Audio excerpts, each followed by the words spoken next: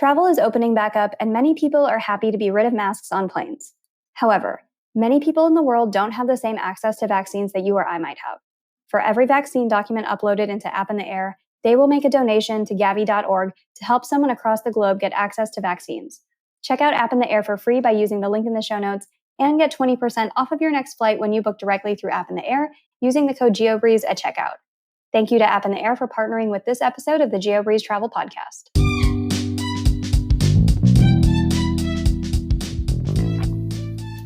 Welcome to the Geobreeze Travel Podcast, a show for anyone wanting to level up their travel hacking lifestyle.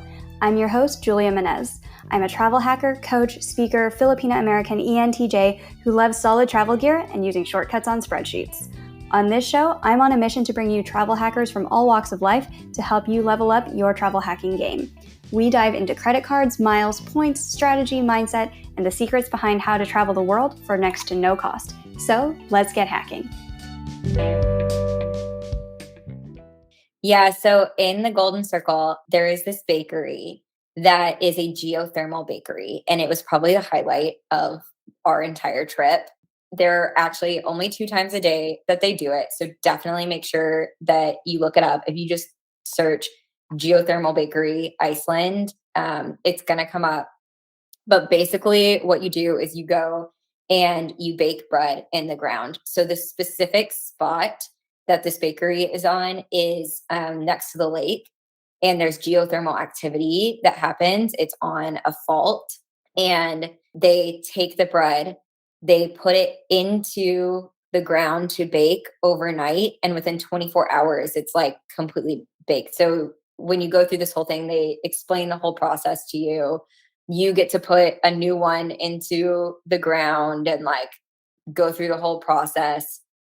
And then you get to try it. And then there's fresh smoked salmon straight from the lake that they've caught that you can eat with it. And it was like actually some of the best bread that I've ever had. Hey there, points people. You just heard a clip from Auburn Berry from Tiny Traveler Blog. Auburn is a petite points and miles enthusiast who's learned how to use the award travel hobby to travel as much as possible. She's been in the game for a little over 4 years, and some of her favorite award travel trips include Australia, Iceland, European Christmas markets, and several U.S. domestic adventures. In this episode, Auburn and I discuss how to travel to Iceland on points and miles, including the best flight routes, points hotels, and excursions. One of the main routes we discuss on this episode is through United. If you fly United often, check out the United Quest card. This card comes with $125 to United each year to help offset the $250 annual fee, and the card also comes with a $100 TSA PreCheck global entry credit, 2 free check bags, priority boarding, and lots of other perks. If you're looking to apply for a new card, be sure to use a friend or creator's link rather than applying through Google or mailers. If you would like to support this show when you apply for your next card, check out geobreezetravel.com/cards, and we have a link to the United Quest for you in the show notes as well. And now, on with the show. Hey, Auburn, welcome to the Geobreeze Travel Podcast. Hi, nice to be here.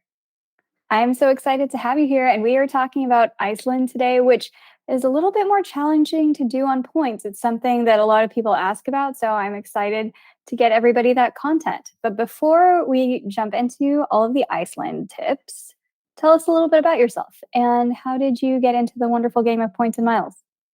Yeah, so I have really been in the, points and miles game for like 4 years, a little over. I got started because I was traveling for work all the time, and I started kind of earning points and on my credit cards, and I was earning miles while I was flying. And I was like, there's got to be a better way to do this. I've heard about this. People have said they do great things. And so I just started researching all of it, fell down the rabbit holes, joined all the groups, followed all the people. And now I am obsessed with it. And my friends think I'm a little crazy, but it's super fun. So yeah, it really started just from doing it myself from work. And now I do it more for personal. What do you do in your day job that lets you travel so often? I'm in marketing. So I have been in social media and in PR for, a long time. And I was traveling a ton to go do brand events or meet editors up in New York. So just getting a lot of actual button seat miles, lots of hotel nights. I don't quite do that as much anymore. I've since shifted some of my travel habits, especially with COVID, from a work perspective. So a lot more on the personal side. When you first started out, what were some of the first cards that you got? First card I ever got was the American City Platinum card. And I look back on that and I'm like, oh my gosh, if I would have only known what I know now. But of course, you never know with your first card. And then I quickly moved over into Chase. So, got my Sapphire Reserve. Let's see, I think one of my second was actually my Hyatt card because I knew I was staying at Hyatt's all the time. And then I've, gone through the whole Chase ecosystem, moved out of that. When you were first getting started, did you make any funny mistakes where you want to tell listeners, hey, don't do what I did? You know, I think my biggest thing, I don't have like a exact perfect story of this, but I just know I've done it a million times. It's like getting stuck in all of it. I tend to overthink sometimes on my point strategy or, great example, I probably held out just a little bit too long lately. It ended up working out, but I really wanted the new Capital One Venture card and I had gotten denied for it and I was just determined. But while I was waiting on, trying to reapply and trying to make sure that I was actually get that card, I really wasn't focusing on any new cards. And it's like one of those is like I look back, did I really need the Venture X? Like could I've just gone ahead and moved on and probably done more with my point strategy and really focused on it. Works out now because I'm also in Dallas. So I've got the Capital One Lounge, which is important to me. But I think my, biggest advice for people like don't don't get stuck in it. Like don't overthink it. Everybody's strategy is different. Not everybody's gonna have that exact same strategy either. So definitely, yeah, don't overthink it. Yeah, that makes a lot of sense. A lot of people just get analysis paralysis in the beginning and everywhere throughout their journey where they're like, "Oh, well, should I do this card? Or what am I giving up if I do this card? Or what if this happens?"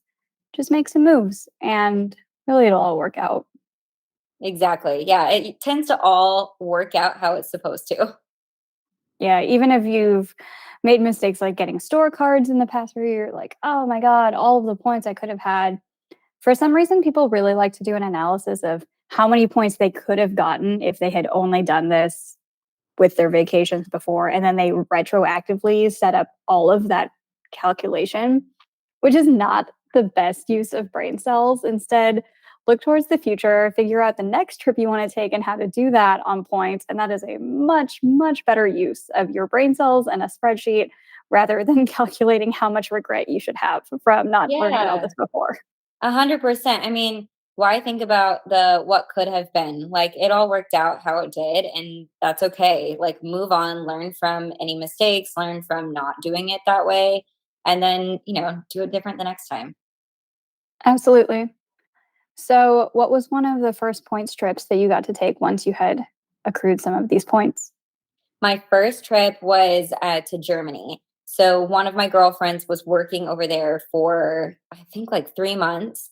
And because of points, I was actually able to go visit her, did the whole thing, did first class, well, business class over and back. And, it really helped. I wouldn't have been able to go visit her. I just didn't have the cash flow at the time to go do that. And so it was just, I mean, super fun, exciting getting to see her in her kind of working environment over there, but also getting to see an area of Germany that I probably wouldn't have visited if she hadn't been there. That makes sense.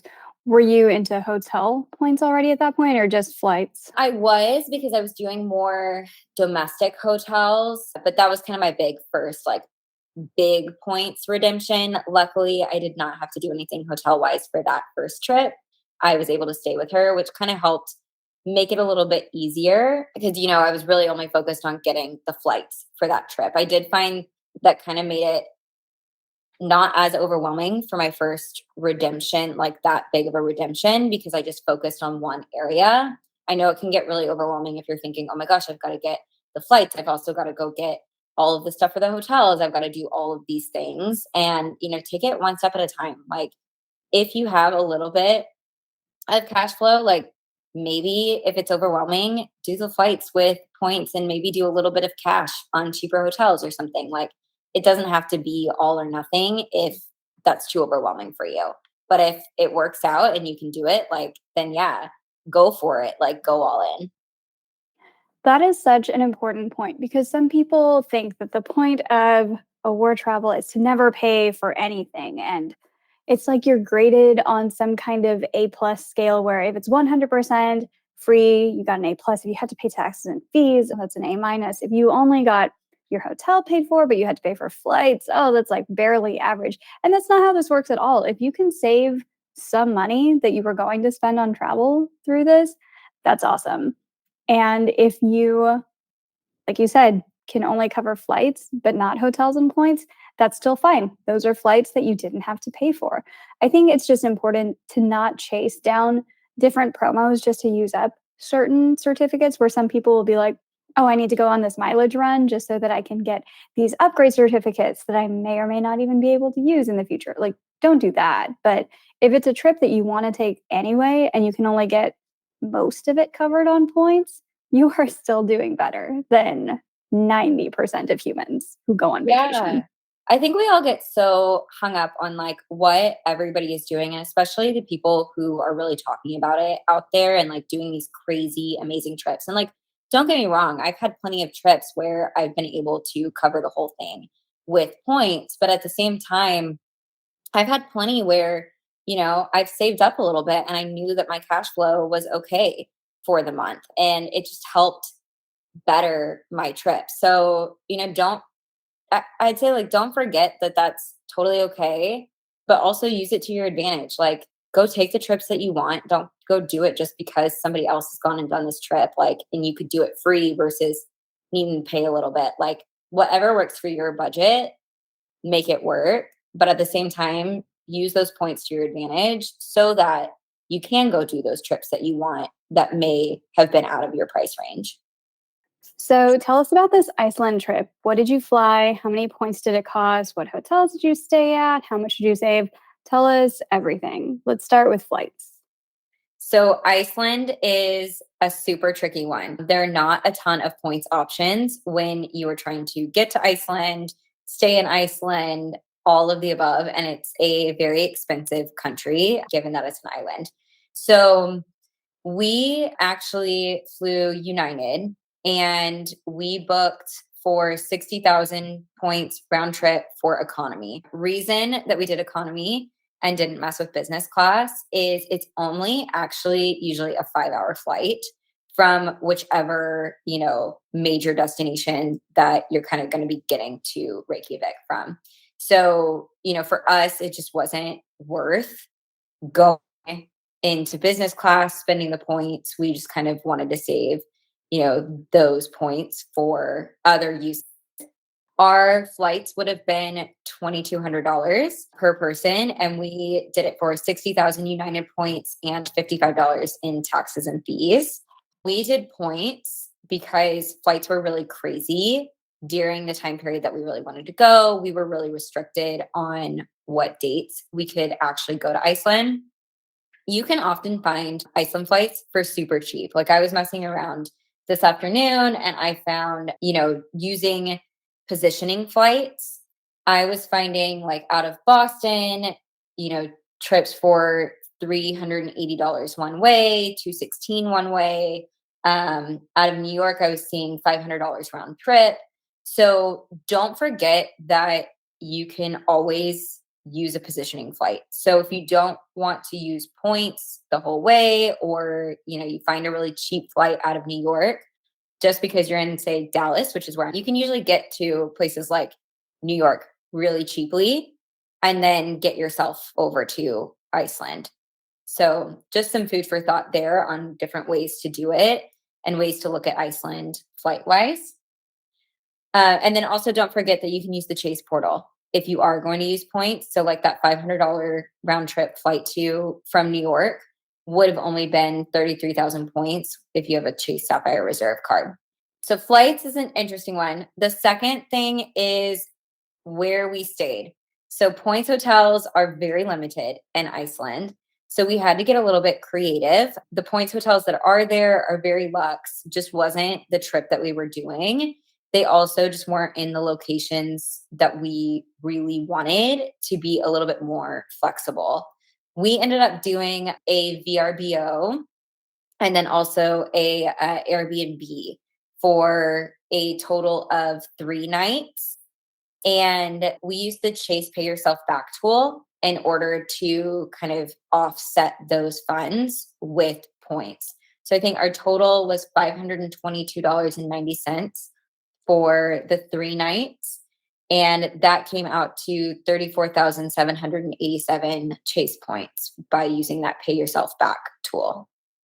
And then our last night, we did stay at the airport Marriott just so that we could get to the hotel, or I'm sorry, just so that we could get to our flight the next day really easily. It was 35,000 Marriott points and it was about $250 cash value. Yeah, that sounds good. And if you want to stay in an Airbnb, there's a lot of people who will opt for that in Iceland just because, as you said, the hotels, if you're looking for more of a budget hotel, it's really hard to find those on points. What are some of your favorite ways to save on VRBO or Airbnb? Yeah, I mean, I think my biggest way that I've been doing is really Chase Pay Yourself Back. I eat out a lot so that, those points really add up for me in the Pay Yourself Back tool. You can also do gift cards. Just be cautious if you're using gift cards for Airbnb on, if you cancel, obviously that money's going to be stuck in a gift card. So just, keep that in mind. I don't know. Do you have any good tips for the listeners? Yeah, so a lot of the cashback apps that we have listed in geobreezetravel.com/tools, you can cash those out for gift cards. Things like Fetch or Swagbucks, a lot of those you can cash out for Airbnb gift cards, Flues as well.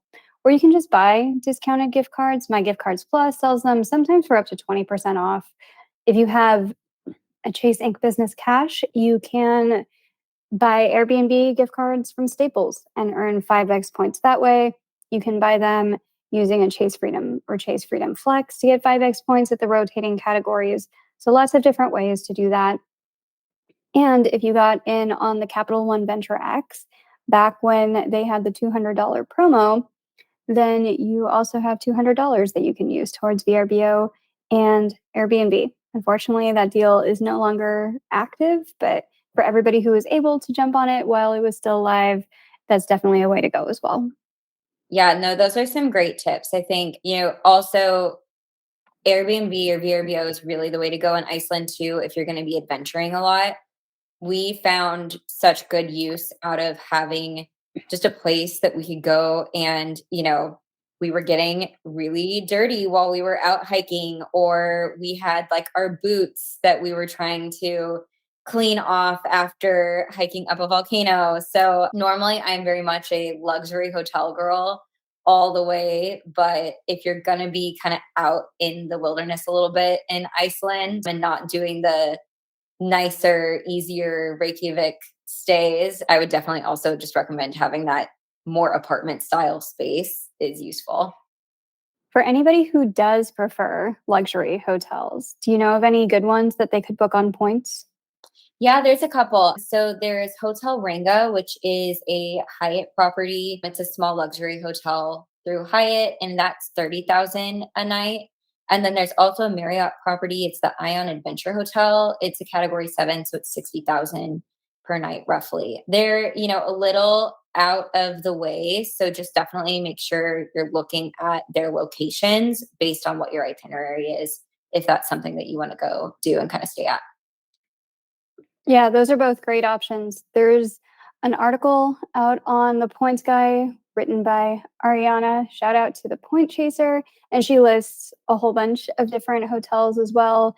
If you're into Hilton points, there's the Hilton Reykjavik, Canopy Reykjavik, and Reykjavik Consulate Hotel, which is a curio hotel. If you are more into the IHG world, there's a couple Mr. and Mrs. Smith portfolio hotels near Reykjavik. They all look like really nice luxury hotels. There's the Ion City Hotel, which is a Marriott. There's 101 Hotel in Reykjavik, also a Marriott. And there's actually a lot of good Radisson rewards too, We barely ever talk about Radisson outside or within the United States, but outside of the US, they can actually get some really good redemptions as well, especially if you're staying at the higher end ones like the Radisson Blue, then you're going to get some pretty good luxury for not too many points. If you are listening to this episode thinking, I wish I could travel like this, but I don't know where to start, I offer free credit card consultations by email at geobreezetravel.com/consultations. Additionally, I host a masterclass and group coaching session each month through the Patreon. We've also added a new Patreon feature. Once you've been in the Patreon for 12 consecutive months, I will gift you a vacation voucher to the city of your choice. I've also added an option to sign up for an annual membership. With this option, you will get 2 free masterclasses each year, and you'll get your vacation package voucher upfront. You can find more information about the vacation vouchers, consultations, and more in the show notes.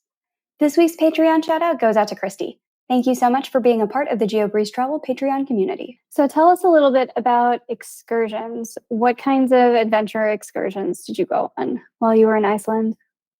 Yeah, so the last thing that we really did was within the points world was like car rentals, which we can get into, but I would definitely say, for us, we decided that we wanted to explore outside of Reykjavik. So we got a car. We did the Golden Circle. So that's kind of, a 1 day trip that you can take. You can take a little bit longer if you want, but generally it's about 1 day from Reykjavik, kind of going around seeing all the sites.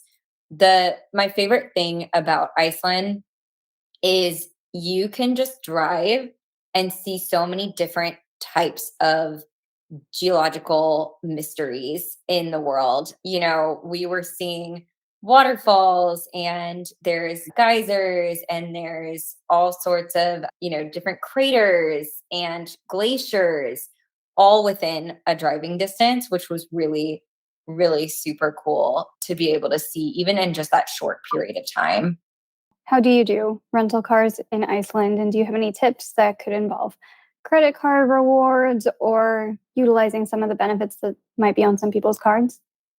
Yeah, rental cars are a big one. And that's where people find it's pretty expensive. And, so we got pretty lucky with a national car rental rate and used the Chase Pay Yourself Back again on that one just to kind of offset all of our fees. Total for us it was like 3.5 days worth of a car rental was $563. So that total for us was 37,578 ultimate rewards points. It can get up there though. So definitely take a look. The biggest thing when you're renting a car in Iceland is insurance. There are rough roads. Wind is a huge thing in Iceland. If you just happen to be there during kind of a windstorm, I've read stories about people having car doors swing way open and getting damaged. So definitely make sure that you have rental car insurance. There's several credit cards that will help cover a lot of the rental car insurance. My favorite to use is always my Chase Sapphire Reserve, but there's a lot of others that also, have that good rental car insurance with it. I don't know if you've got recommendations, Julia. I tend to go with the Chase Sapphire ones as well, just because they have the primary coverage. Do you know if they have pretty much every rental car company that's available in the US out in Iceland, or is it limited to certain brands? There's actually a good amount, and there's some kind of weird, like Icelandic ones up there. So definitely use something like an Auto Slash is a good partner to use to kind of see what's out there. I know like Sixt was up there and we almost used them. And I want to say that there was Hertz as well up there, but we ended up going with National just because it was the cheapest. I also have Emerald with National. So I've got their status to be able to, kind of benefit from that a little bit. We didn't really see a lot of benefits from status being in Iceland, but it was still nice to just have some of their status. How did you get your Emerald status? I actually got it through an Amex promo a while back. Amex was giving out some free Emerald statuses if you had an Amex card. And then thanks to the ever giving gift that has been status renewals, Due to COVID, I have been able to keep the status for quite some time. I'm a little worried that I'm going to lose it in 2023. So we'll have to do some strategizing there. For anybody who has the Capital One Venture X, you automatically get top tier status with that. So that would be President Circle with Hertz. And you basically get to pick any car that you want off of the lot. Like you said, I don't know how many options there are in Iceland. It tends to work out a lot better if you're going somewhere like Los Angeles or Las Vegas and they have fancy sports cars and everything on the lot for you to drive. But in Iceland, it might just be nice to get the one with four-wheel drive or whatever works best for the rough terrain roads.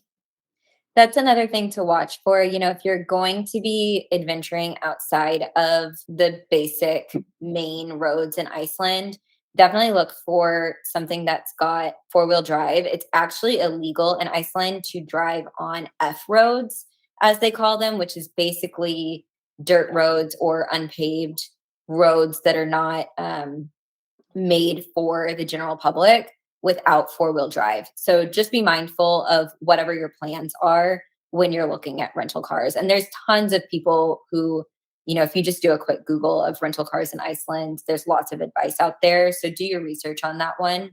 The other is gravel insurance. Chase or any of the credit cards do not cover gravel insurance through your credit card. So we opted to purchase that and add that on to our rental car just because you never know kind of as you're driving through some of that terrain if you're going to have any gravel damage. Makes sense. What's the food situation around most of Iceland once you leave Reykjavik? There's tons of stuff on the side of the road, but it's really hard to plan for. I'd also say in general, everything's pretty pricey. So if you're trying to do this on a budget, keep that in mind. What we did and what actually worked out really well, just because we didn't ever know where we were going to be based on the timing and just kind of our plan was always to like leave and drive and see how far we could get in a day. We went to the grocery store in the mornings and we actually used a little kind of packable cooler that was like a soft-sided cooler as one of our carry-ons. And then we used that every day. So we just kind of had some cold drinks or, got some ice from the Airbnb and got like chips and, some lunch meat and some crackers and, some apples, things like that, and ate on it throughout the day. So we would have a good breakfast in the morning at the Airbnb, kind of snack as we were going, and then have a good dinner, usually back in Reykjavik, because that was kind of our home base. Any really cool, memorable excursions that you'd say people should definitely check out other than kind of doing a road trip around the Golden Circle? Yeah, so in the Golden Circle, there is this bakery that is a geothermal bakery, and it was probably the highlight of our entire trip. There are actually only 2 times a day that they do it, so definitely make sure that you look it up. If you just search geothermal bakery Iceland, it's going to come up. But basically, what you do is you go and you bake bread in the ground. So the specific spot that this bakery is on is next to the lake, and there's geothermal activity that happens. It's on a fault, and they take the bread, they put it into the ground to bake overnight, and within 24 hours, it's like completely baked. So when you go through this whole thing, they explain the whole process to you. You get to put a new one into the ground and like go through the whole process. And then you get to try it. And then there's fresh smoked salmon straight from the lake that they've caught that you can eat with it. And it was like actually some of the best bread that I've ever had. So very unique baking opportunity in Iceland. What was it about the bread that made it so good? Was it particularly chewy or sweet or soft? Yeah, it was like super soft, kind of sweet, but not like I'm not a sweets person, so it definitely was not too sweet, but it was just something about like the recipe that they'd used as well. It's this grandmother's recipe that they've been using in this small little town for forever. and just really good and fresh. You would never think that you could bake bread in the ground, but apparently it makes for really good bread. They said that the whole town has access to bake things in the ground there. So people will do all sorts of stuff. They'll, cook meat for days on end in the ground just for fun. How hot does it get? Do you know? Like, is this like a slow cooked bread? Because I've never had a slow cooked bread. I always just had it baked at 400 degrees or whatever. Yeah, I mean, it gets pretty hot in order to like bake all that. I don't know what the exact temperature was, but it's, they leave it for 24 hours. So they'll go and you like bury it in the sand and in the ground, and then they put this little stick on it so that you know where to come find it. But it's a whole 24-hour process. So I don't know if that has anything to do with, how tender the bread was because it's so slow cooked, but pretty unique experience. That is really unique. Like I said, I've never had any slow cooked bread before ever in my life. Any other money saving tricks since you mentioned Iceland is so expensive? Yeah, I mean, I think the biggest thing is just be mindful. I tend when I'm, traveling to kind of look at my statements later sometimes or try to do the math, but I'm never, a stickler on everything.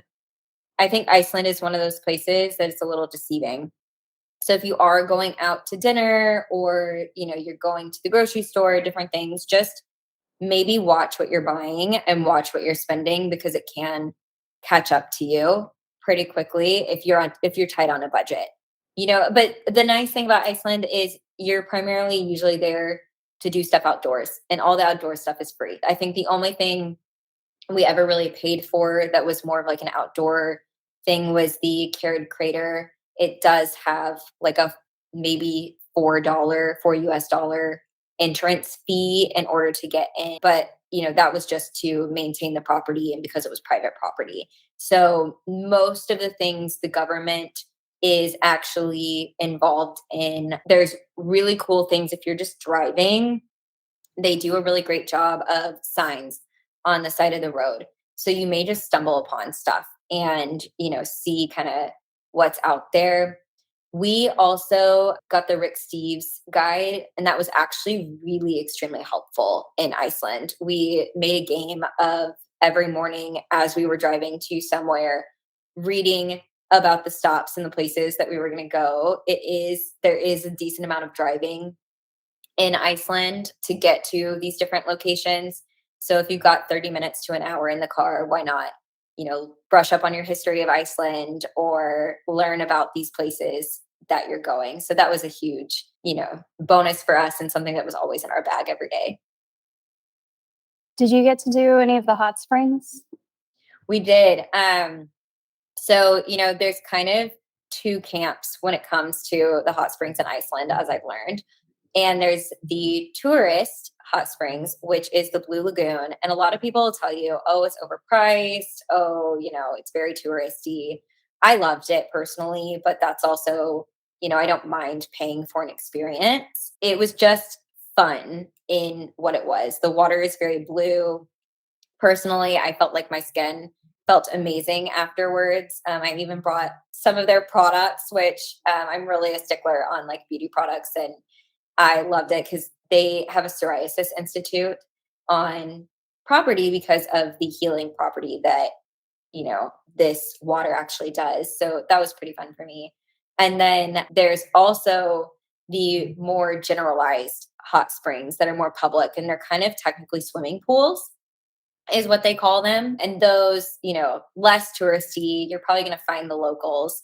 They're way less expensive, but just as fun, but definitely different vibes, but also very worth it. When you pack, make sure you have layers. We went in July and the weather is definitely hit or miss. You're going to have days that it could be really beautiful out and short sleeves is great. Or, we had days it was pretty cold and we were in a couple layers, in a vest and a long sleeve. And, that was kind of our go-to while we were there. It also varies on where you're at in Iceland and what you're doing. If you're in a valley and, like not by any of the waterfalls or anything, it might be kind of warm.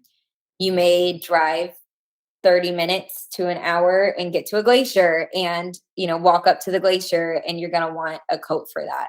So just make sure that you're packed properly and you've got layers. That is a fantastic tip.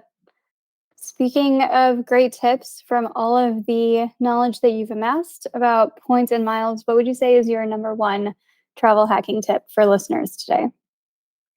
I think my number one tip is to just take it slow. Don't stress too much about it. Don't listen to everybody. Sometimes it's a lot of information, right? Like, listen to those people that you trust, take in the advice, but don't be rash about any of the strategy and decisions that you're doing. I think that's one of the biggest downfalls that people can get into, is rushing into this points game. Slow and steady wins the race in this hobby. So definitely just make sure that you're taking it all in and you're observing and you're doing what's best for you. Not everybody's strategy is always going to work for what's right for you personally. So just, make sure you're listening to people like Julia, and, you're taking in all of that advice and really figuring out what works for you. Sounds good. And speaking of good advice, can you give some shout outs to other people on the internet who listeners should go follow for awesome points and miles tips? Yeah, my favorites, straight to the point. So Spencer, I know that you've mentioned him, and I think had him on the podcast before. Good friend. He's great. Janelle on a Jet is one of my new favorite TikTokers. So I watch a lot of her content. Mommy Points, Summer's great for family travel. So those are some of my faves that I'm just constantly watching all of their content, and definitely give them a follow. Perfect. And where can we find you on the internet? So you can find me on TikTok at Tiny Traveler, or on Instagram at Tiny Traveler Blog. And definitely say hi if you gave me a listen. Shoot me a DM, send me a comment. Would love to chat and say hi. How tiny are you? Are you shorter than I am? I'm 5'1". I'm 4'11", so very tiny, hence the Tiny Traveler. Well, thank you so much, Auburn, for coming on to the show. It was a pleasure having you here and hearing all about how to go travel hack Iceland using points and miles. Yeah, thanks so much for having me.